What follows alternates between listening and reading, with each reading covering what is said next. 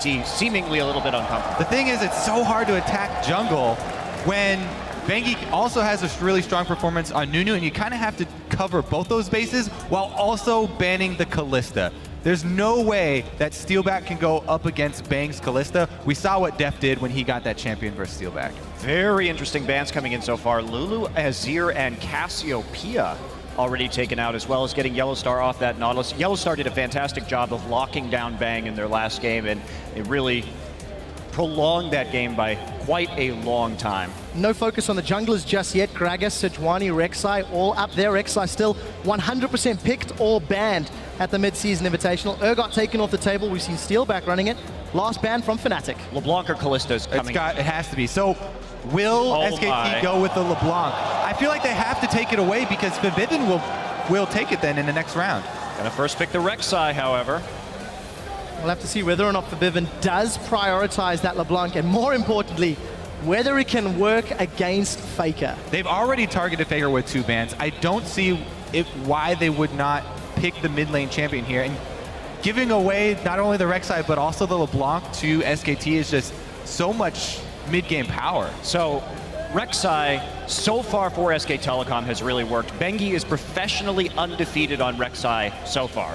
No pressure for Fnatic then. Let's also take stock of the fact that all of the top laners, maybe we can ignore Cassio for Huni, are still available. So the likes of your Hecarim, the likes of your Rumble. True. We'll see what Huni and Marin decide to prioritize, and very importantly, when they decide to lock those picks in. I feel like they can wait on the top lane right now since it hasn't been focused at all in bans. There's so many options open.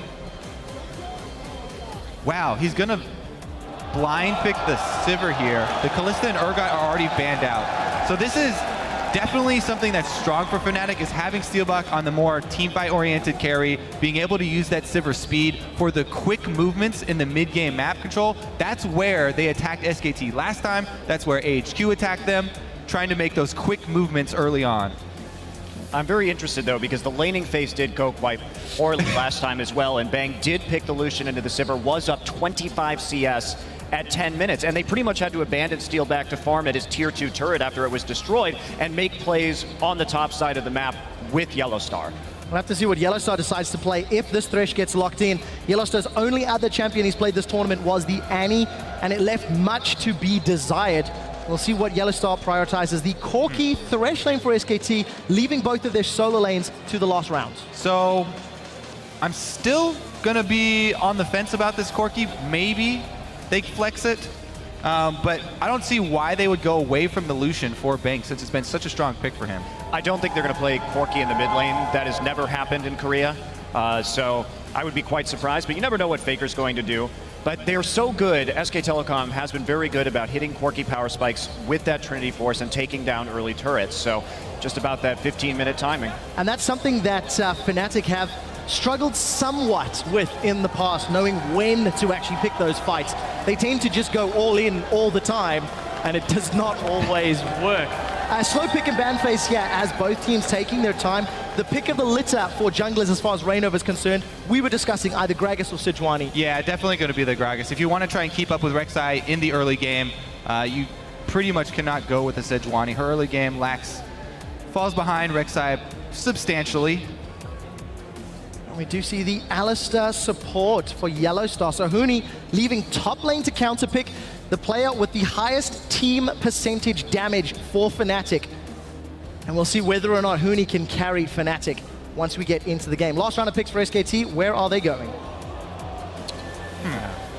It's a little bit interesting so far because is SKT going to go for a more siege-oriented composition? Are they going to play for a more high-damage late game mid laner as well? There's still that possibility coming in, but it's going to be Ezreal for Faker. One thing I want to highlight, when Fnatic lost games in the final in Madrid in the European LCS, it was against range poke from Unicorns of Love. Fnatic really struggled to deal with that. And actually, this is a composition that SK Telecom ran a lot very early in this season. Since then, some of the kiting comps have fallen away as more hard CC and crowd control has entered the game a little bit. But Faker is really a wonderful mid-Ezreal player. And we've seen him just get some pretty spectacular solo kills. And he also has an incredible presence on the map with True Shot Barrage. What he will do is he will constantly fire it into top and in bottom lane just to chunk out the enemy laners and help his teammates in terms of the laning phase. I am very curious if we're looking at a lane swap situation here too. Whoa! It's going to be the Heck Room, of course. So we will be seeing Yellowstar for the first time on Alistair. We will be seeing our first Ezreal of the tournament in the semifinals. Huni on a champion he is rarely allowed to get in Europe, but it has yet to provide fantastic results here at MSI. And Marin as well, 13-1 all-time in his career on Maokai. It's been one of his go-to champions, particularly this season, and he's just been dominant on it in terms of team fighting. The other thing that I always like to point out about Marin is that his affinity for buying those early home guard boots. Now, Maokai is the one top laner that I haven't seen him do it that often on. He does it on Rumble, he does it on Nari, he does it on Heckroom. I'm a little bit sad that he's not on one of these champions, but he should be able to contain that lane. And just talking about the Heckroom, Huni preferring the Smite teleport as opposed, Ignite teleport as opposed to the Smite teleport. We'll see whether or not Huni can get aggressive enough in lane. Team Comp's locked in for the first match of this best of 5. And both teams will be swapping blue side, red side throughout the series. I actually am kind of excited for Fnatic early on here. Before the Trinity Force, duo Trinity Force get completed, if they can make some of those early moves, the early teleport from Huni coming in, and the speed boost here from Steelback, they might be able to try and make another strong early run at SKT. Well, we'll see if they can make it work. You guys at home and in the crowd, you know what to do. Hit us up on Twitter at LOL Esports. Use that hashtag SKT win or FNC win. Let's tear the roof off the house as we load up onto the Rift. For the first time in the semifinals, Korea versus Europe. Fnatic needing to improve upon their performance from yesterday. And they've got all the tools they need to make it happen. I'm really interested that SK Telecom picked this composition after it's been so long since we last saw them play it. It's a really comfort comp for them, and I think they're just trying not to show their hand early on in this series, see if they can take a win with something that they haven't really had to practice, something that they're not going to have to reveal too much about what their picks are going to be, especially if they go through into the finals. And there's something I do like about the mid lane Ezreal. Europe flirted with it a little bit during the middle of the spring split, but primarily the style of fight, peel, land poke, and then secure objectives. Fnatic really struggled with it. Power of Evil played a mid lane Varus, completely catching Fnatic off guard and securing objectives. It also makes sense, too, that they would ban the Nautilus in this composition and then early pick the Thresh so that they eliminate some of the ability to make picks. Yes, there's still the Alistair Headbutt combo, but it's a little bit less reliable.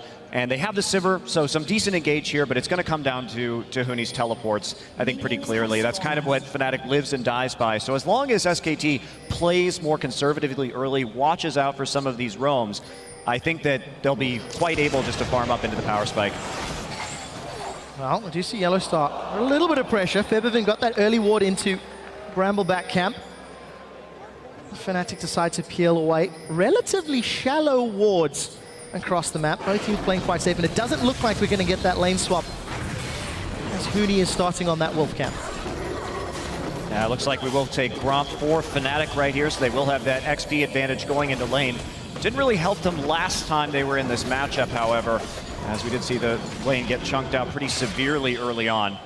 And Bang and Wolf already in lane. Gonna get their way closer to that level 2 power spike. Let's see what Steelback and Yellowstar can do.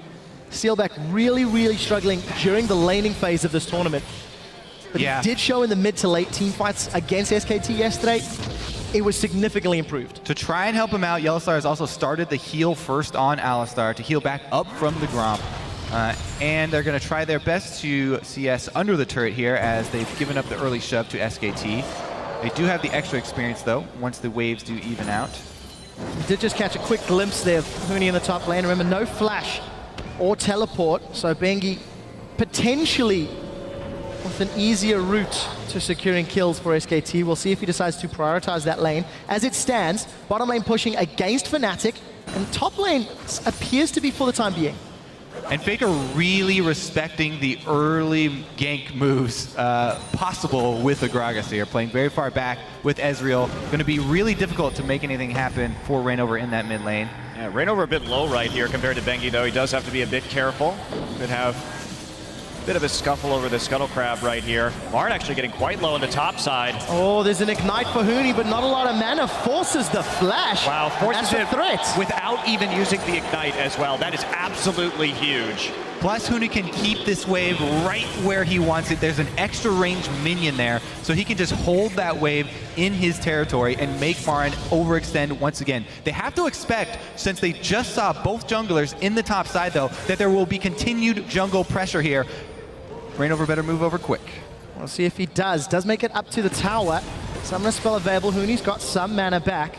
Bengi attempting to counter, I believe. We'll see if he decides to come in. Here comes the gank. Reignover's available. This is a 2v2. Huni's in trouble. That's a flash from Reignover. First blood secured by Huni. And they turn their attention to Bengi, but it's not enough. And Fnatic are on the board. You have to see that one coming. Yeah, Bengi, absolutely. are you kidding me? Bengi, you just chased him out of the Dragon Pit. You know your top laner is down flash, plus he's up against the Hecarim, who has the advantage with Ignite. Yeah. That is just insane to go for that. Yeah, there's no way you win that 2v2. At the best, Bengi should have been there waiting to see and maybe disengage a little bit, but you certainly do not go in. Terrible gank.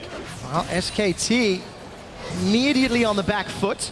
Fnatic, small advantage. Ninja Tabby picked up for Huni, as well as the Skirmisher Saber for Reignover.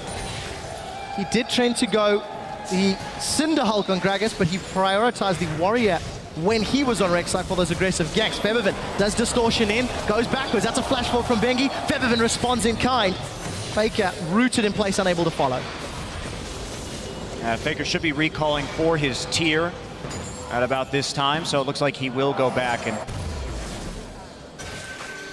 already with the CS advantage in this lane by just a little bit, but there's going to be a lot picked up on that turret at the same time. Reignover already invading in the jungle. Bengi has to back off. We really have to look down the road as well. The ramifications of that move up top are going to be tremendous. The first blood went on to Huni. He's got the early boots. He can upgrade to his home guards early. Uh-oh. Oh, Yellowstar, are you doing it again? He's played backwards. Bengi gets pulled in. Yellowstar's knocked up. Somebody heal used by Steelback, and he's on the retreat. Pulverize comes out, and Yellowstar, in the wrong position, gives up the first kill to SKT. Yeah, Marin still having a hell of a hard time here in the top side. Huni, interesting that he got the Ninja Tabby as well. It's first item not really going to help out. He must be very confident about how this lane is going to go, because that gold isn't particularly useful to him, at least in the 1v1. Yeah, I guess here. Also, he won't have, you know, any sort of reduction on if he gets hooked, I guess. That would be really the only issue. Double AD comp, gentlemen. He's buying for the mid game and the late game. Huni's a guy that wants to take over the entire game, not just the lane. And he always teleports to help out his duo lane, so we'll see if that helps him out. Anyways, Marin may be in trouble. Reignover's coming in, level 5. True Shot Barrage flying in from the mid lane. Onslaught of Shadows coming in a little bit of trouble, looking for the last hit. They do manage to tag team, and Reignover goes down to the minions. Assist to Faker, they tried. And that is what you have to worry about when Faker plays Ezreal in mid lane. He is incredibly accurate with True Shot Barrage coming out of mid. And he will constantly shoot it. Every time the cooldown is up, he'll push a wave with it. He'll try and chunk out the duo lane and bottom. So he has so much presence on this champion, it's absolutely ridiculous. Yeah, I actually really like it for Faker because people constantly send multiple champions mid. Ezreal, you can be so safe and just farm while you have your tier and contribute across the map. Really good first draft phase here for SKT. 7 minutes on the clock, and we see Yellowstar with an early roam to the mid lane. No boots yet. Something that Yellowstar does like to do whenever Steelback can just wave clear on that Sivir, but manages to dissuade any roams of Wolf himself. The home guards have been completed here for Huni off of that back, and he has a few seconds of teleport discrepancy here between him and Marin, but that should come up very quickly. Yeah, and also his dual lane isn't there to take advantage of it right at the moment, so time they hit the lane again, they may be back in. And yeah, and the other thing is that the duo lane, if you have a weak duo lane like that, it's very hard for you to get ward control, to get deep wards to teleport in on the first place. Because SKT have such a strong duo, and they got that kill on Yellowstar, you know, moving up too far to get the wards, they can easily keep those brushes clean constantly down on the bottom side and deny Huni the teleport. I will say I'm a bit confused by this Maokai pick coming in, even though Marin has been traditionally fantastic on this champion. Just taking the Gnar away here for a more aggressive lane, I think, would have been a lot better and still provide a lot of peel for the double AD carries if necessary. Because it seems to me coming in, if you have to be worried about Huni's presence on the map, so make it as hard for him as possible to make plays. Wow. Yeah. Huni's trading with Marin. And also one thing to touch on, this is quite reminiscent of yesterday's game. Fairly slow laning phase with SKT just getting marginal wins across the majority of the map. It's only Huni that's doing well in the top lane. But just like yesterday, we're now seeing a huge CS differential open up between Bang and Steelback. It was 25 at 10 minutes. It's already pretty close to 30 at the moment. And that's going to be pretty problematic. And I will say most of the time in Korea, Faker. Wow, it even happens to Faker? That's personal. And farming. His true shot barrage is insane. I don't know if that one was insane. Hey, that was all right. It's a double whammy. It's a double whammy, man. Okay. Got to double down. Well, to go back, well, never mind. We'll wait for this. Bang does get the lantern. Now, flashes back and gets to safety. Kobe, what would you like to say? I want to go back and touch on Money's point about the Maokai over Gnar in the top lane.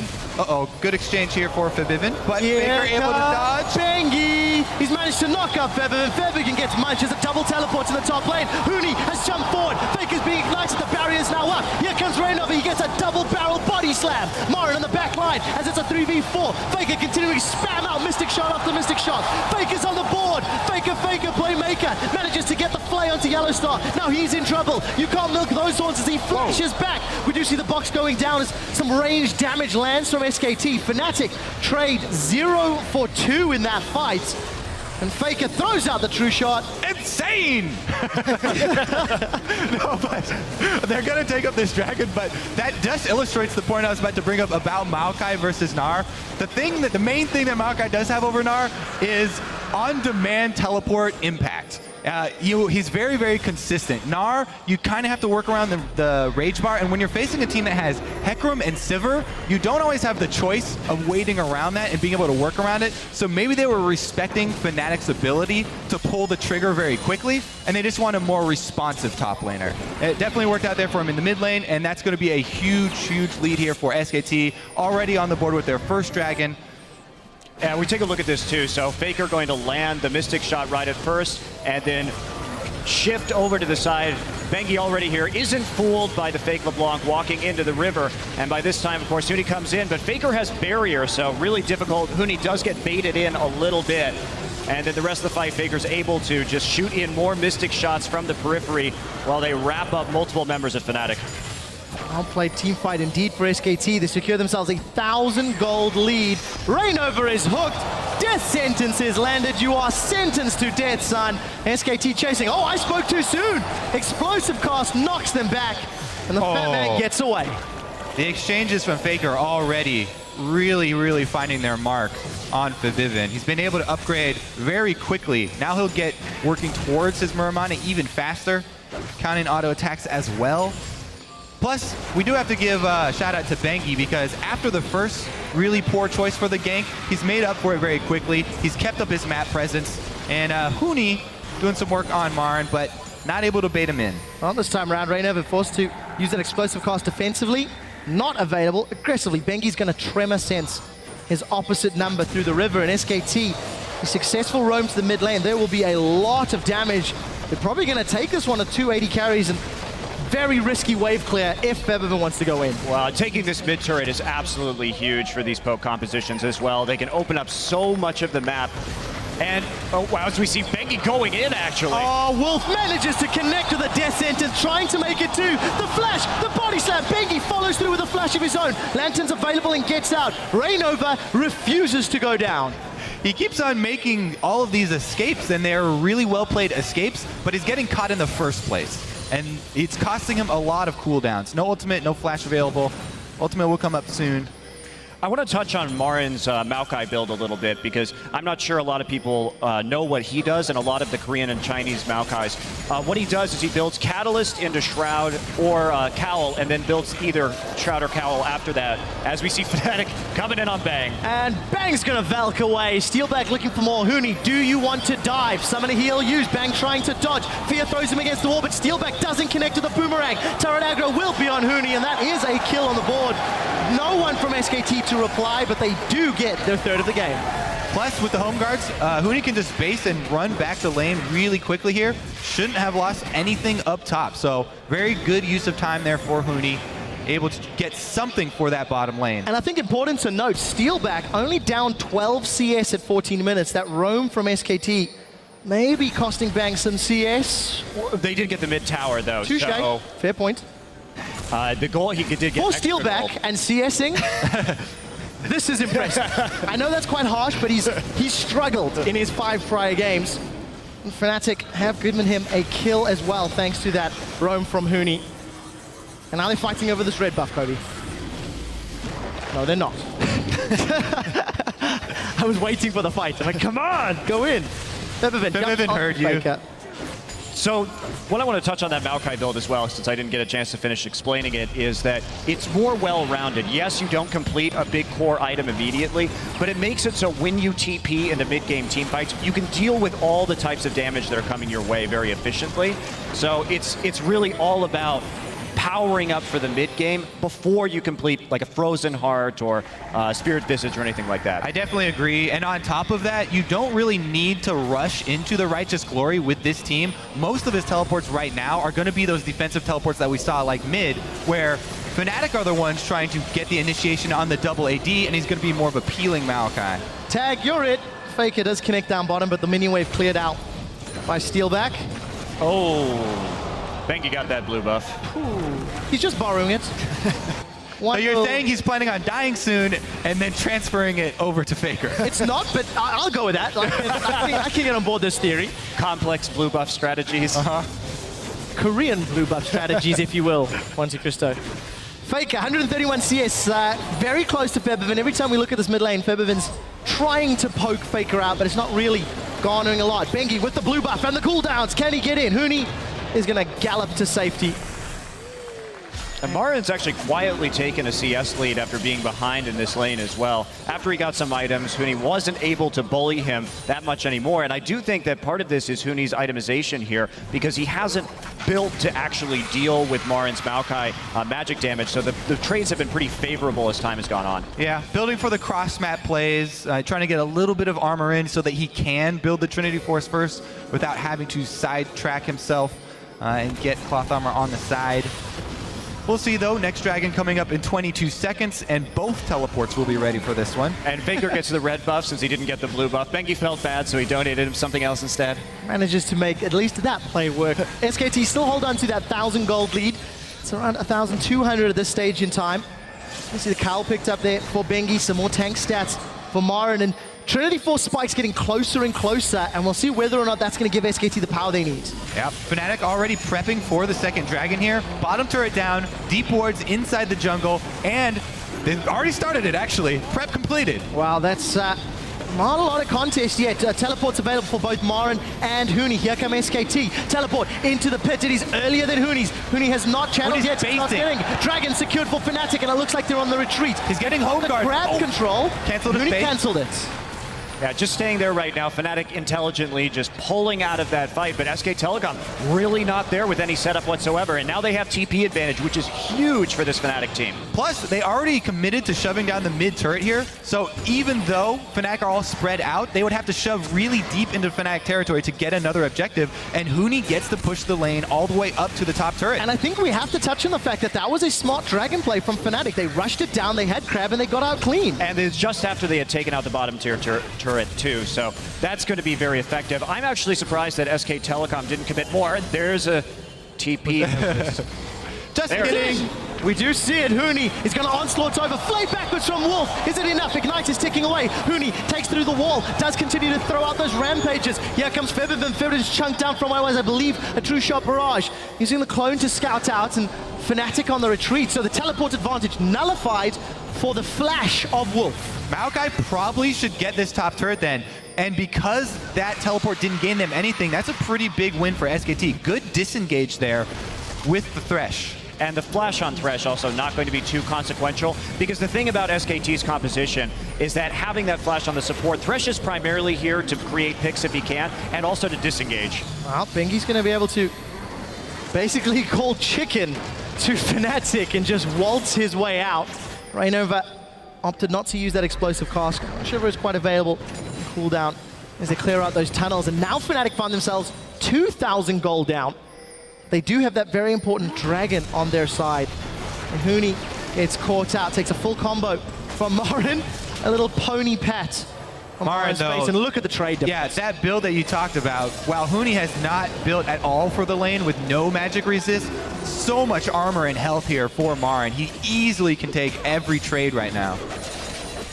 So we're getting very close to where SK Telecom is probably going to be at their biggest item power spike in this game as soon as Faker picks up the Trinity Force. You see them collapsing around blue. And they should be able to get this one. Fnatic in retreat. That's a flash from Rainova rather, as Bang was trying to get the Flay down. So blue buff secured by SKT, and forcing Fnatic out of their own jungle, losing those outer turrets, now costing them presence in their own jungle.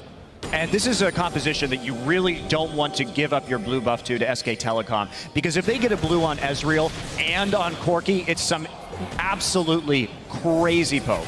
Well, we did see Marin forced to flash into the Baron pit, but Febiven did not connect with those chains anyway. A little bit of an over-aggressive move. I imagine Faker must be very close to that Trinity Force. 2 components completed. And every time we see him chunking out Febiven, that's a lot of damage. Yeah, I really feel like Fnatic are gonna need to consolidate fairly soon here, because they don't have the teleport from Huni. Uh-oh. Oh, he missed the chains again. Faker saves a Mystic shot. He is going to throw True Shot Barrage and picks the clone. Oh. Febiven goes in. Faker flashes away from the distortion, and that is a very confident 1v1 from Febiven. Double flashes right there. Febiven flashed to even get that opportunity. So even trade there from the mid laners. Really good give and take. That's not something I was expecting from Febiven. He's not really shone this tournament quite as much as he does in the European LCS. But his LeBlanc is seemingly more comfortable for him. He's challenging Faker, despite needing to get past all that range of Ezreal. Well, as Monty said, this transformation into Muramana is about to come through with the completed Trinity Force almost at the same time. There it is right now for Faker, so you won't be able to get away with those trades for much longer. Yeah, this is where it really gets crazy. But the outer ring of turrets already down, so SKT really needs to aggressively advance their ward line at the moment and see if they can get this next dragon and then transition it into some siege. Fnatic have to be very decisive in the next few minutes. They cannot afford to get poked down by an Ezreal with fully transformed Muramana and the Corki. And not only that, yeah, I mean, he's just hugely up there in terms of his cooldown reduction as well. So the next blue buff should be very important for Faker to pick up also. Well, Trinity Forces across the board. Huni, Faker, Bang, all completed. At about 20 minutes yesterday, SKT and Fnatic started the eventual bloodbath that would result in a Fnatic loss. We'll see if Fnatic can find team fights, because they're just being strangled out of the game. They've lost control of their jungle.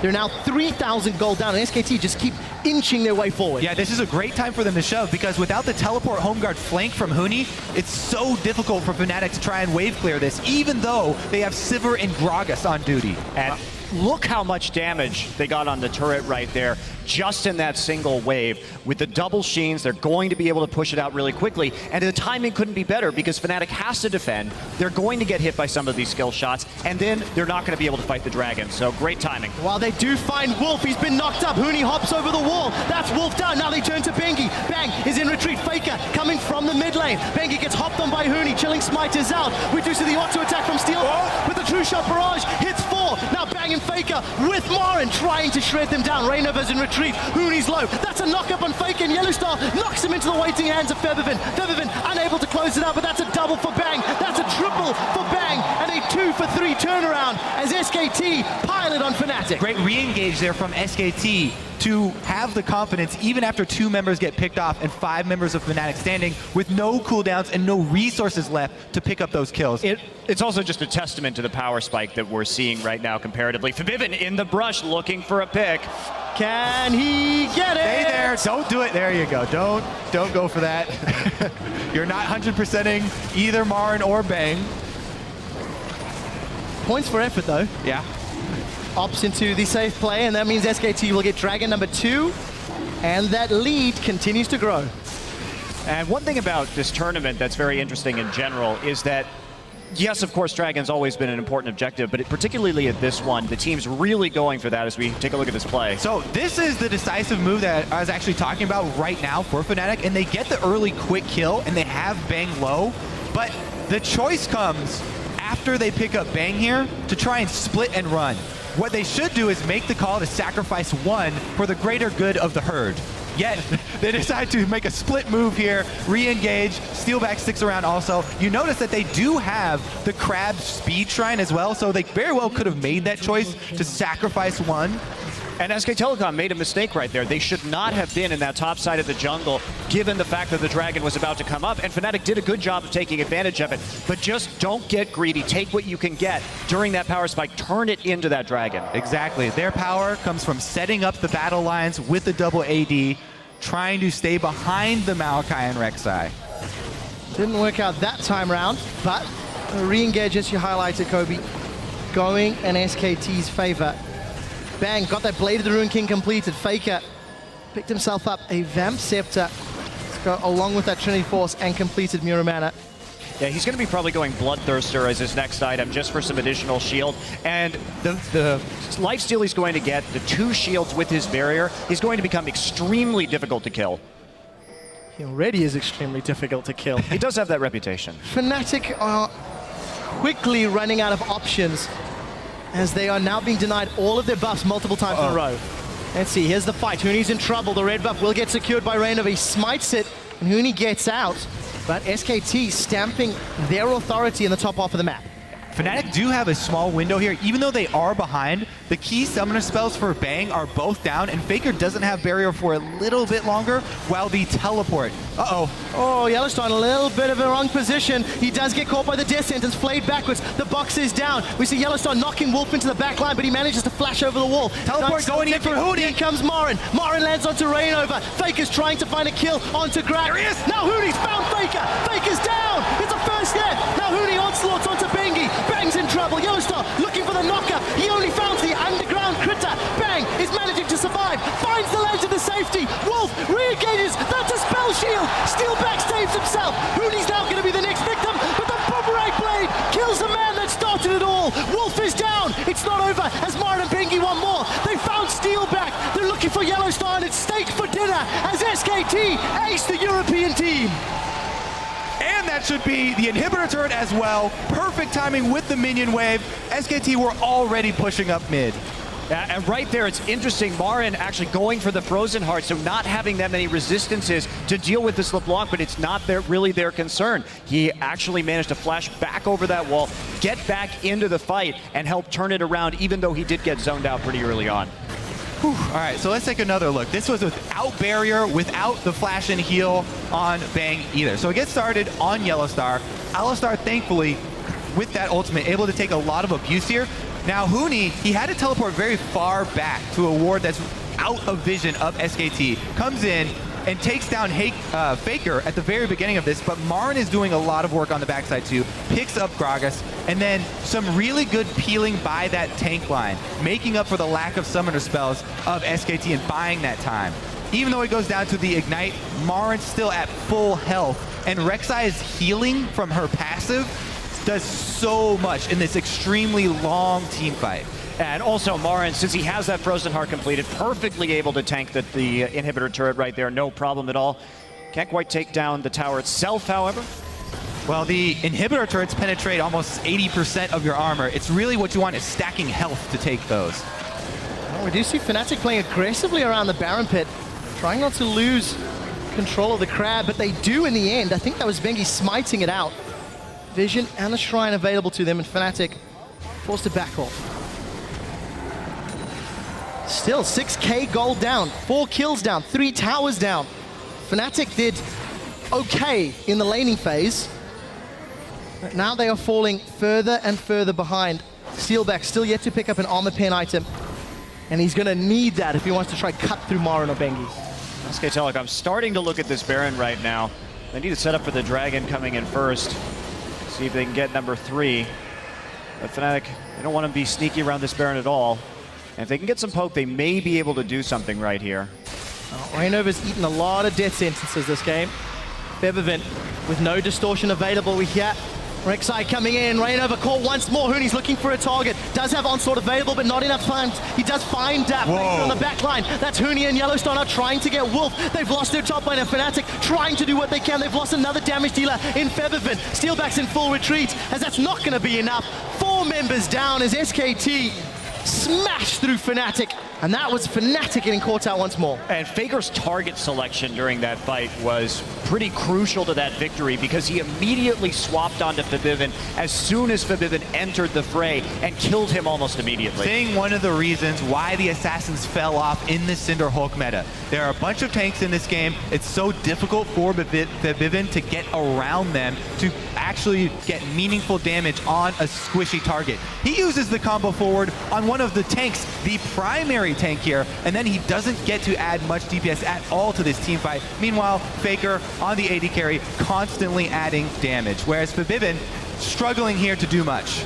Yeah, tries to go straight through the fight right there, and Faker's just waiting for him to come back to his original starting point right there, and picks up the kill after getting a few autos in. Baron and Dragon number 3 for SKT. Almost 10,000 gold as we about to tick over 30 minutes on the clock. Fnatic, the game is now almost out of their hands.